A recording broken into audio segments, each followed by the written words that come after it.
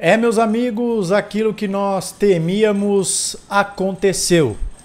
O Vitória bateu o Internacional de Porto Alegre por 1-0 na abertura da rodada, jogo que aconteceu na quarta-feira. E por conta disso, o Santos entra em campo logo mais contra o Palmeiras dentro da zona de rebaixamento. O time baiano chegou a 34 pontos, uma campanha de 8 vitórias, 10 empates e 14 derrotas. E o Santos Futebol Clube, que era o porteiro da zona, agora é o primeiro time dentro do Z4.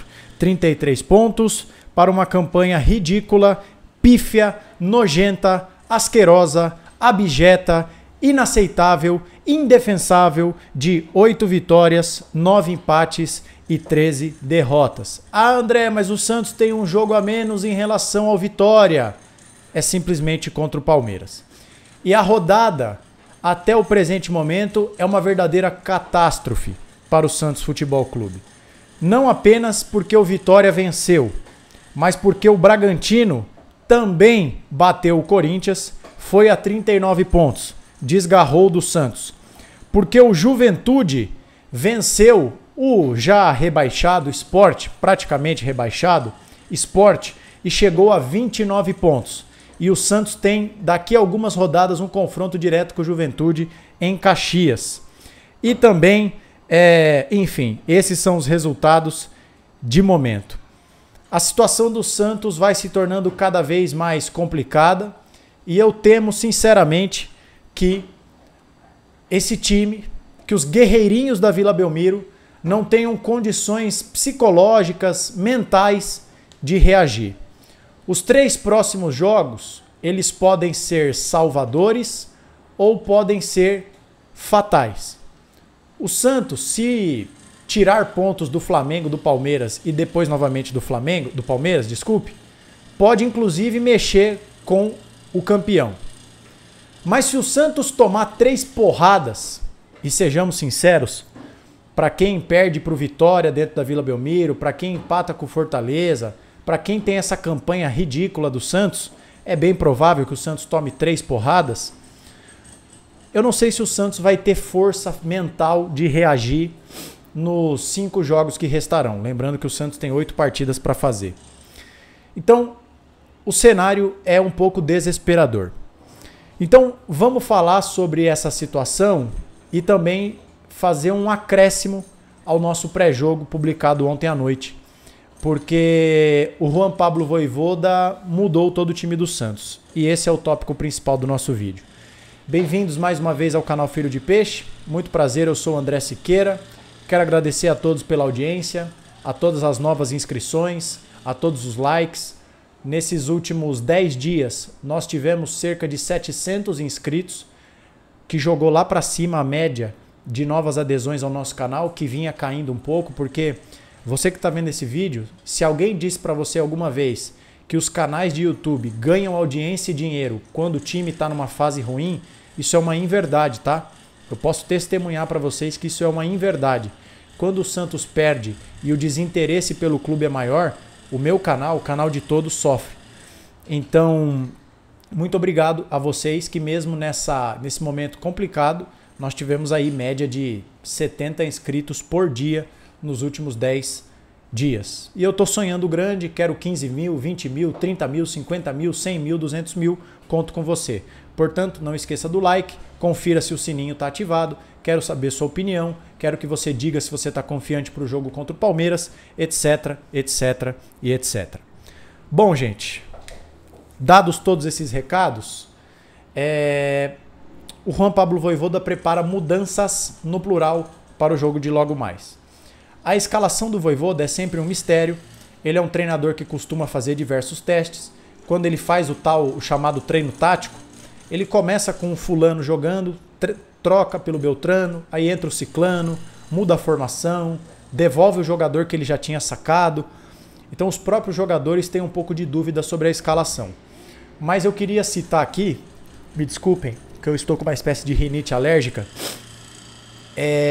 eu queria citar aqui o Lucas Mussetti, uma fonte que eu sempre me baseio aqui no nosso canal. Ele disse que o Vojvoda fará mudanças no plural e a mudança também será de esquema.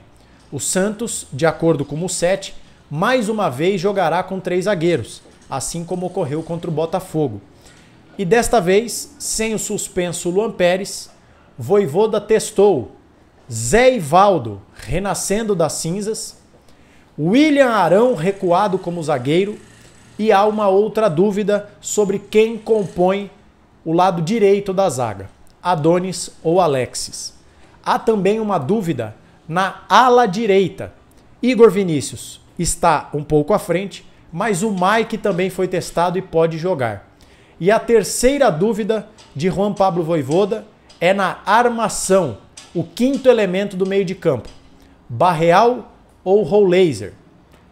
E para os torcedores santistas que, assim como eu, pediam a escalação dos garotos Souza e Robinho Júnior, a boa notícia é de que, de acordo com o Lucas Musetti, os meninos da Vila jogarão, o que me deixa muito feliz, porque no nosso pré-jogo de ontem, que eu gravei na manhã de quarta-feira, portanto, antes do treino do Santos, que ocorreu de tarde, a prévia da escalação não tinha o Robinho. E eu lamentei a ausência do Robinho, porque eu acho que no jogo em que o Santos talvez tenha pouquíssimas oportunidades, hoje contra o Palmeiras, ter um jogador de drible, ter um jogador de 1 contra 1 seria interessante.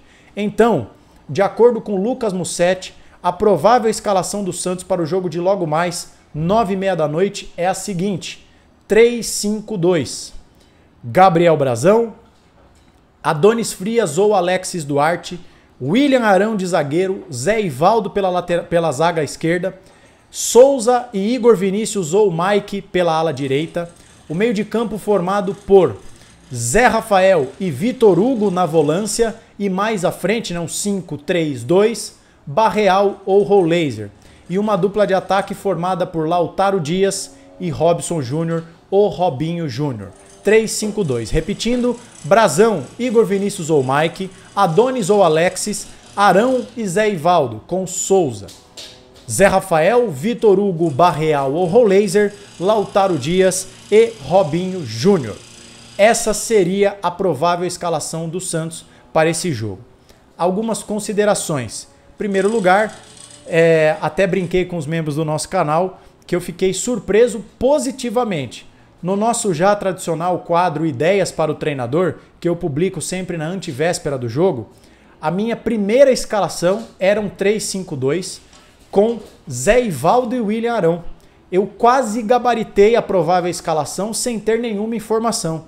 A minha diferença era que no lugar do Vitor Hugo jogava o Bom Tempo e no lugar do Lautaro eu jogava com o Barreal. Mas as demais peças, e o Rollaser era o meu titular, mas as demais peças estão iguais, inclusive com o Arão de zagueiro. Sobre o Arão de zagueiro, muito me agrada, porque isso permite que o Vojvoda faça uma escalação camaleônica, por assim dizer. Uma escalação que, sem mudar jogadores, pode trazer alternativa tática dentro do jogo. Porque em determinado momento o William Arão pode dar um passinho para frente e ser um volante para ficar na cabeça da área, o Zé Rafael pela esquerda, o Vitor Hugo pela direita e o Rollaser ou o Barreal na ponta desse losango. Esses 4 jogadores no meio de campo. Quando o Santos não tiver a bola, o William Arão dá um passinho para trás e o Santos se defende com linha de 5. 2 alas de velocidade, de profundidade. Souzinha pela esquerda, Igor Vinícius ou Mike pela direita. E o Robinho Júnior, que eu recebi alguns comentários recentemente no canal, dizendo que o seu pensamento sobre o Robinho Júnior jogar a qualquer custo mostra que você não se importa com a base, porque nós já vimos esse filme com o Patati e com o Ângelo. Gente, eu quero deixar claro que eu entendo que o Robinho Júnior precisa de maturação. Quem acompanha os nossos vídeos aqui sabe que eu já disse que eu não acho que ele está pronto. E eu já disse também que se o Robinho Júnior não fosse filho de quem é, se ele se chamasse Afonso, ele não estaria jogando, porque a base do Santos não está tendo a devida oportunidade, né? Então tudo isso eu já coloquei para vocês, eu sou muito transparente, não tenho por que dizer que não, porque o arquivo do nosso canal é uma biblioteca viva. Tá aí para quem quiser ver, eu posso ser desmentido por mim mesmo. Mas a situação do Santos é tão periclitante, ela é tão desesperadora que a gente tem que deixar jogar quem tem mais talento. O Robinho Júnior não está pronto, o Robinho Júnior precisa de evolução, mas todas as vezes que ele entrou em campo, ele mostrou que ele é mais útil do que esse bando de jogador perna de pau. O Robinho Júnior é melhor do que o Guilherme. O Robinho Júnior é melhor do que o Cabaleiro. O Robinho Júnior é melhor do que o Bilal. O Robinho Júnior é melhor do que o Lautaro. O Robinho Júnior é melhor do que o Tassiano. É melhor do que o Tiquinho. Eu poderia ficar aqui elencando diversos jogadores do Santos que estão abaixo de um não pronto, de um não maduro Robinho Júnior. Pode ser que hoje o Robinho Júnior faça uma partida patética e que ele não ganhe uma disputa do Piquerez, do Gustavo Gomes, pode ser. Mas eu prefiro alguém que provavelmente em algum momento pode tirar um coelho da cartola do que um bando de jogador burocrático, medroso, ruim de bola, que vai pegar a bola e tocar para o lado. Eu tenho certeza que o Robinho Júnior, na primeira bola que ele pegar, ele vai partir para cima do Piquerez. Se ele vai passar ou se ele vai ser desarmado, se ele vai driblar ou se ele vai ser desarmado, eu não sei. O canal Filho de Peixe ainda não recebeu de nenhum inscrito uma bola de cristal. Se você tiver aí na sua casa, mande para mim. Eu estou aceitando.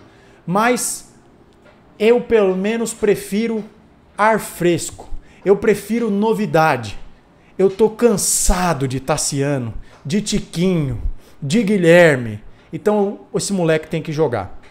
Então, o Vojvoda não pode ser acusado de pecar por omissão. Ele está tentando, com esse elenco cheio de carência, com esse elenco cheio de jogadorzinho de quinta categoria, ele muda o esquema, ele muda os jogadores, ainda tem uma teimosia ou outra, talvez, porque o Bom Tempo não joga, é a pergunta de $1 milhão, se você tiver uma teoria, diga aqui, mas ele está tentando. André, mudou o esquema, entrou esses jogadores, você acha que o Santos é favorito contra o Palmeiras? Não. Hoje, me dói muito dizer isso, mas o Santos precisa entrar em campo como um time pequeno. Ah, André, mas o Santos precisa ganhar para passar o Vitória.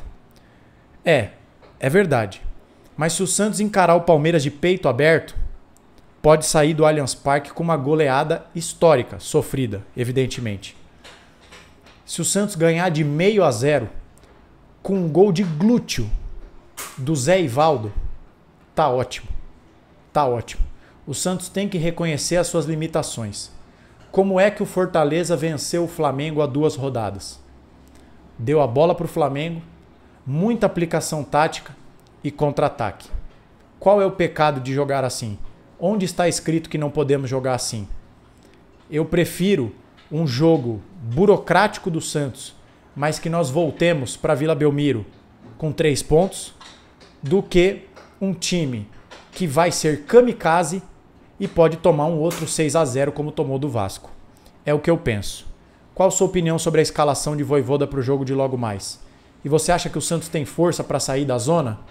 Comente, compartilhe e eu te convido a participar da nossa live pós-jogo já, por volta das 11h30 da noite. Você é o meu convidado especial. Tomara que o Santos vença. Até mais.